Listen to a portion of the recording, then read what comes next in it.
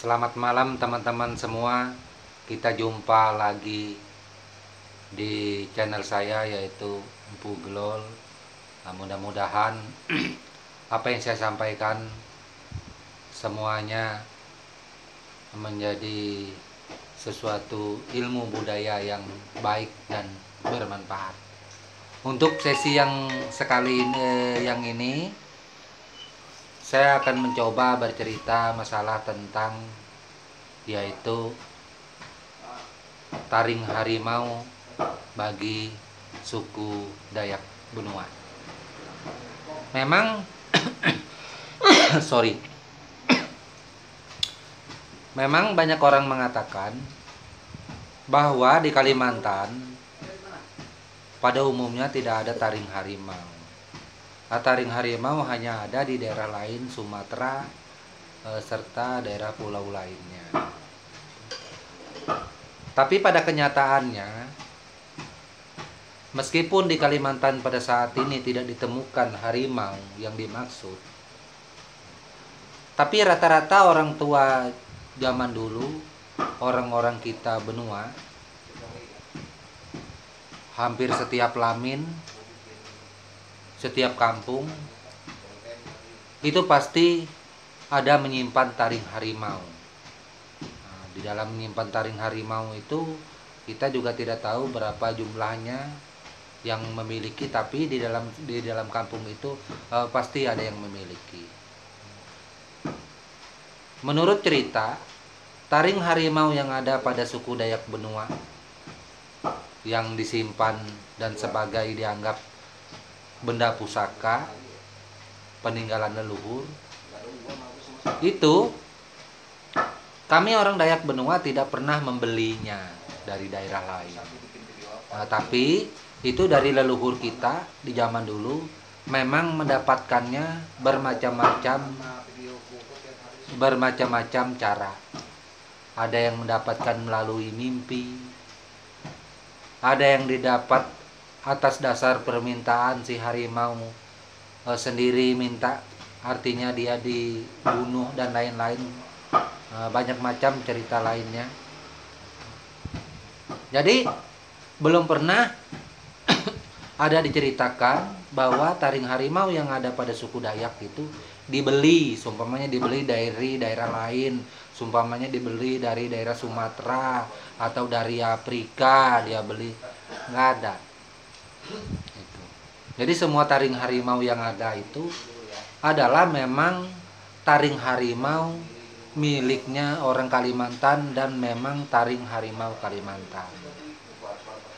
Jadi banyak teman-teman yang bertanya kepada Empu Gelol, kalau begitu katanya Kalimantan ada taring harimau. Tapi pada saat ini kami sering ke sana dan melakukan penelitian, keluar masuk hutan, tak satu pun harimau pernah kami temukan. Mereka mengatakan seperti itu.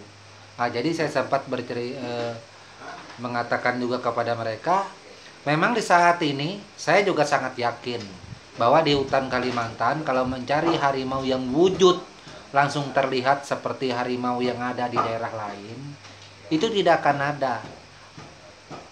Jadi harimau yang ada di Kalimantan pada saat ini adalah kebanyakan disebut dengan harimau gaib. Harimau gaib itu harimau orang manusia memang bersahabat dengan harimau. Harimau gaib manusia yang memang mempunyai kekuatan yang diberikan oleh harimau, banyak macam lainnya lagi. Jadi harimau-harimau yang ada sekarang ini kebanyakan adalah jenis golongan harimau gaib. Kalau zaman dulu, zaman buyut, kalau zaman kakek saya harimau sudah tidak ada. Kalau zaman buyut, dulu bercerita kepada kakek, memang kita Kalimantan memang ada harimau.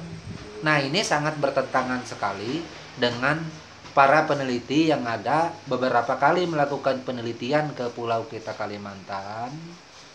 Mereka mengatakan bahwa di Kalimantan itu memang tidak ada harimau. Tapi meskipun mereka mengatakan begitu, tapi bukti nyata, hampir setiap kampung, saya tidak berbicara Dayak lain, hampir setiap kampung orang suku Dayak kami benua pada dasarnya memiliki taring harimau. Dan itu mereka juga mengatakan tidak pernah membelinya. Memang pusaka turun-temurun dari leluhur dan memang didapat di Pulau Kalimantan. Dengan bermacam cara proses, ada yang melalui mimpi, serta lainnya.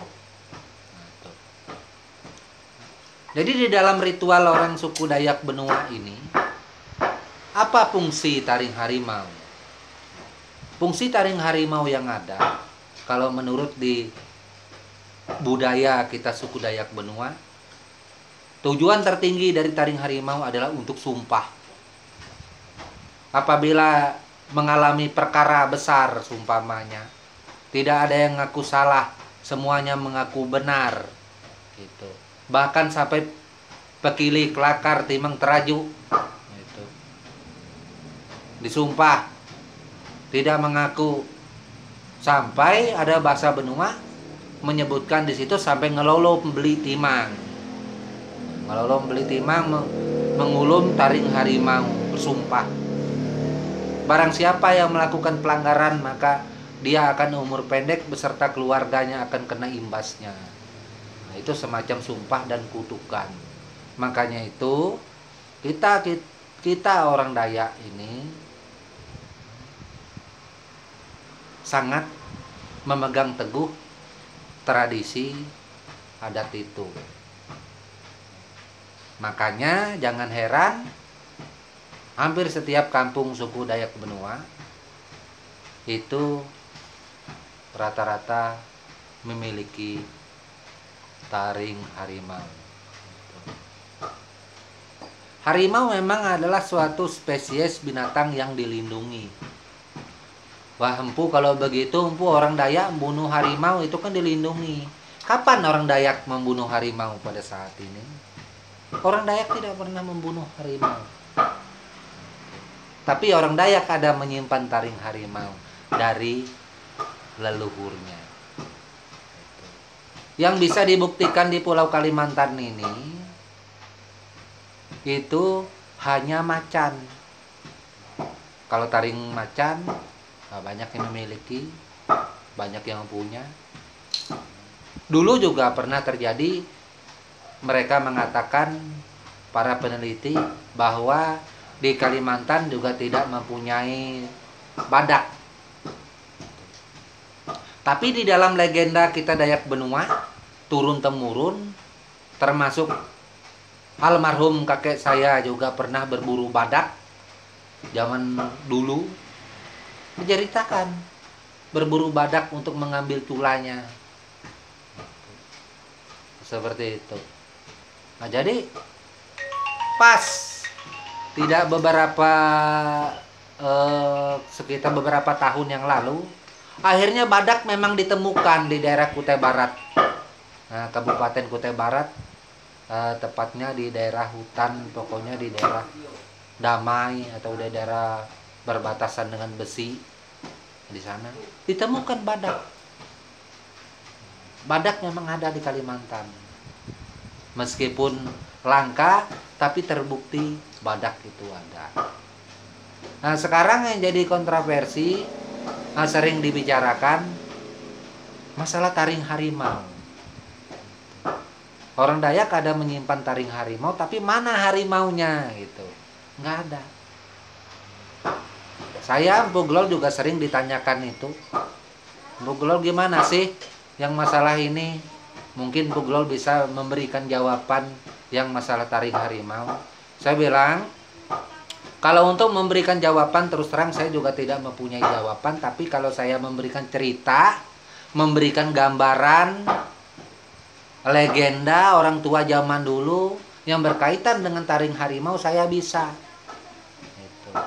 Kalau untuk menjawab, mengatakan harimau itu ada, saya nggak berani. Saya juga, meskipun saya orang Dayak, jujur saja, saya belum pernah melihat harimau itu sampai saat ini.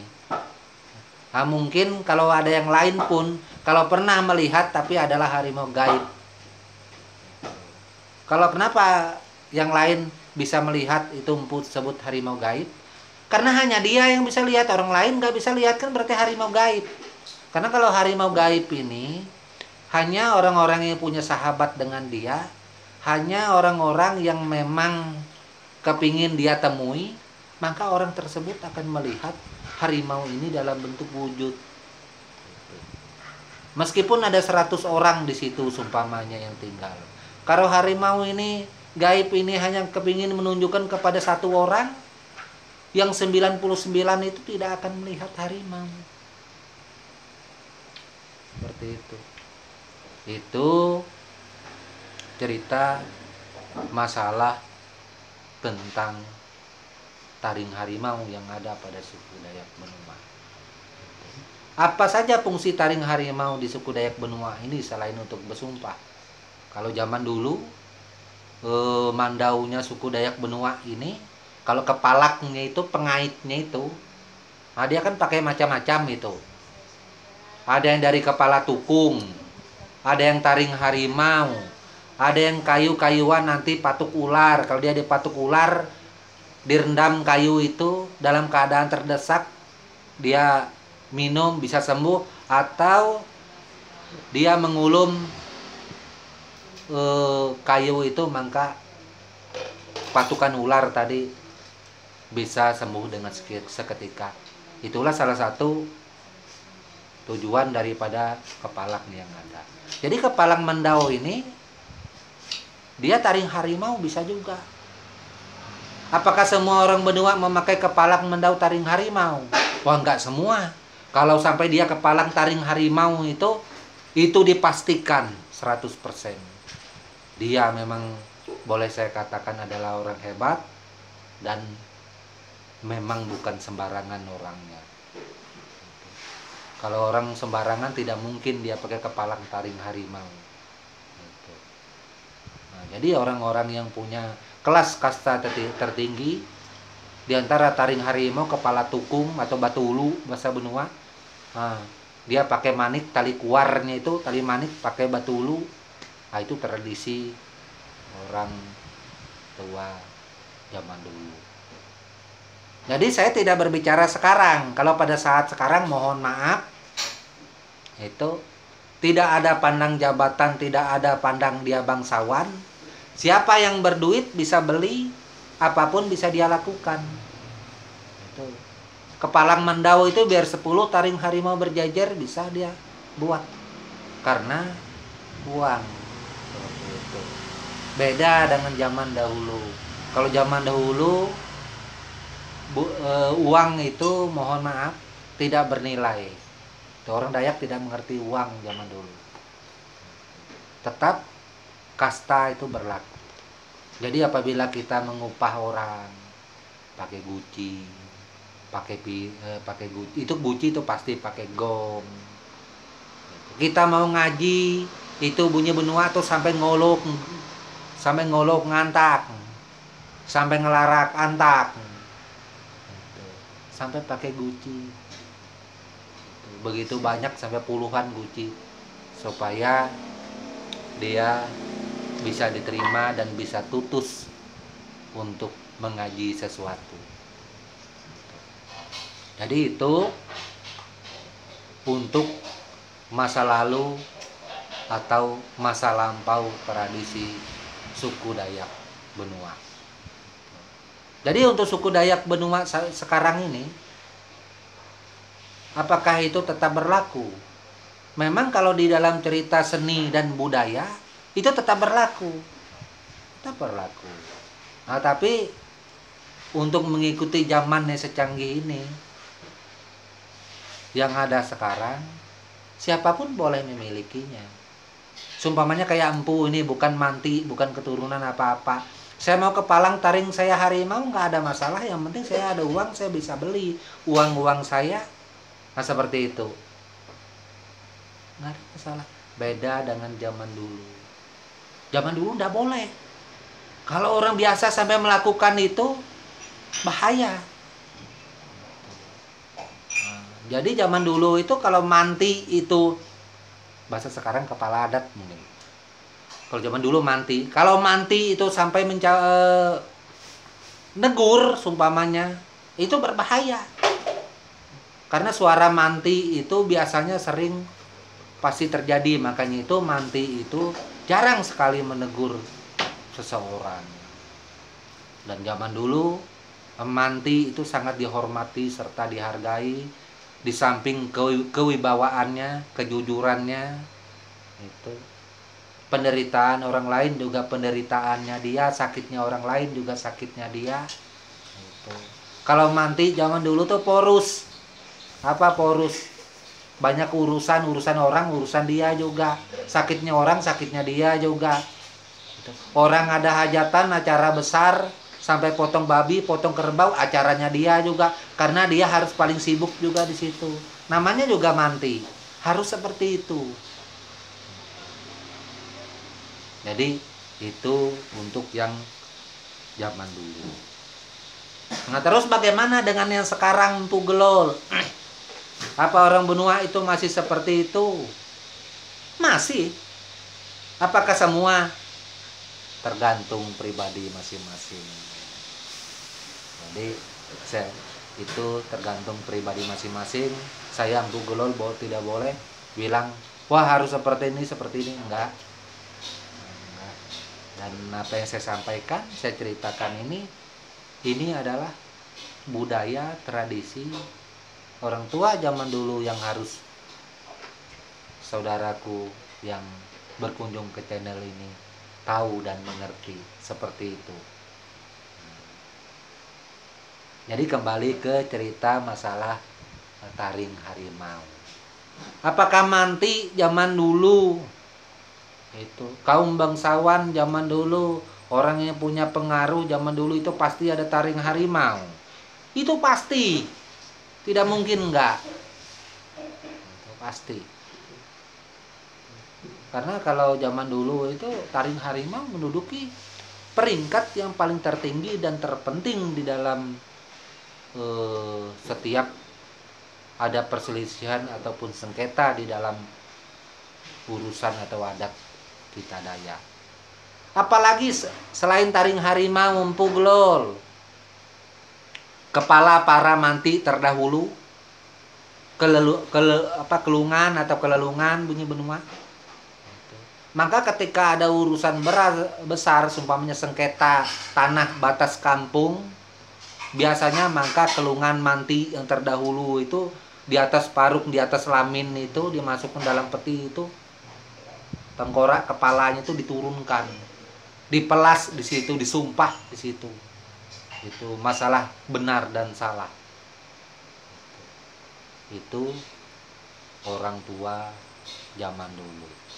Dan itu bisa juga dilakukan pada saat ini ketika memang ada urusan besar. Kalau ada urusan besar, betul-betul besar, orang benua, suku Dayak benua pasti menurunkan itu. Kelelungan, ulun Tuhan naha, kelelungan, ulun pengurus roh, kelelungan, ulun manti, itu kelelungan, ulun jaji. Itu. Karena untuk mencapai kebenaran yang ada. Jadi itu teman-teman semua, saya bercerita tentang masalah suku Dayak Benua. Apakah cerita ini berlaku untuk Dayak Benua saja? Enggak. Karena budaya ini juga dimiliki oleh kami rumpun yang sama. Saudara kita di daerah Kalteng itu, terutama yang Beritu yang sebelah sini itu sama. Kita masih satu atap, budaya yang sama, adatnya sama. Terus yang Pasir juga seperti itu juga yang dulu. Saya tidak bercerita Pasir sekarang, Pasir yang dulu seperti itu. Karena Pasir yang dulu itu kebanyakan, mohon maaf, Kalau di zaman dulu itu Pasir itu orang benua banyak tinggal di Pasir zaman dulu. Ya, karena banyak legenda-legenda yang ada di sana. Itu seperti Sungai Telake, Sungai Kendilo. Itu banyak. Jadi setiap mantra wara, mantra sentangi orang benua di dalam ritual acara potong kerbau Kuangkai pasti menyebutkan atau bercerita tentang Temput Nalau, bercerita tentang Temput Tanjung Lahuk, bercerita tentang Temput Datai Lino.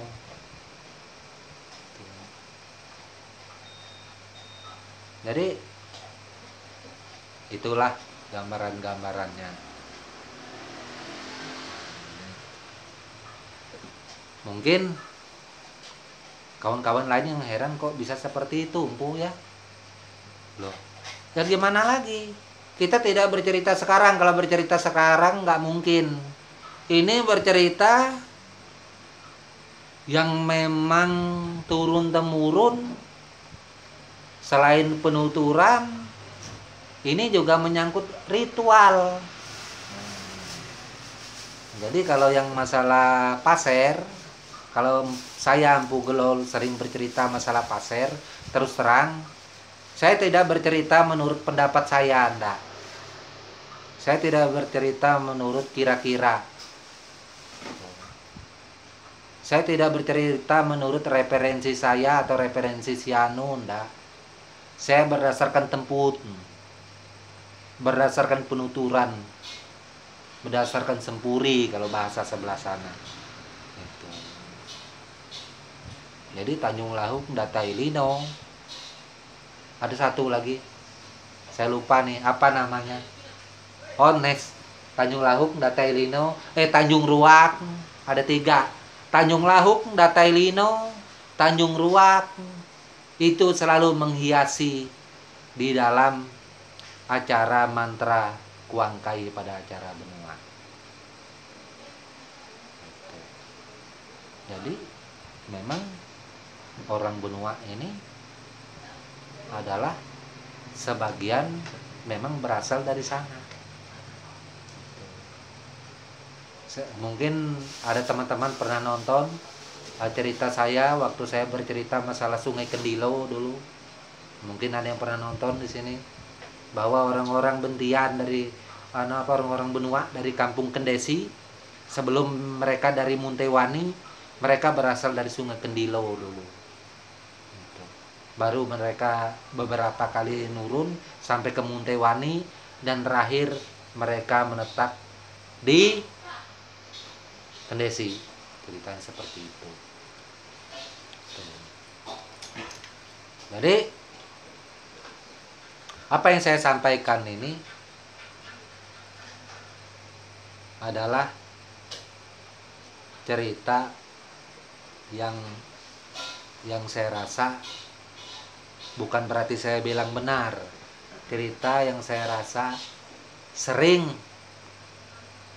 diucapkan lantunan-lantunan mantra, lantunan-lantunan temput oleh pawang wara, pawang sentangi. Itu. Jadi pawang wara, pawang sentangi ini kalau mereka itu melantunkan wara atau sentangi, seolah-olah mereka pernah sampai ke Kampung Pasir sana, menyebutkan nama ini.